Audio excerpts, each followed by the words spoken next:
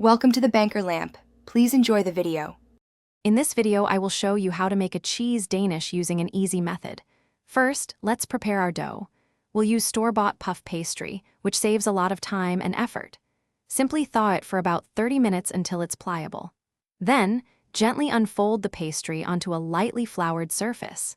This quick start gets us right into the fun part of baking, making delicious Danishes in no time. Next, let's create our delightful cream cheese filling. In a bowl, combine 8 ounces of softened cream cheese with 1/4 cup of granulated sugar. Then, add 1 egg yolk and 1 teaspoon of pure vanilla extract. Mix these ingredients together until they are perfectly smooth and creamy.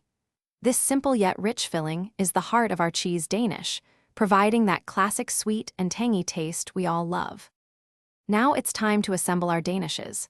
Take your thawed puff pastry and cut it into 9 equal squares, each measuring about 3 inches by 3 inches.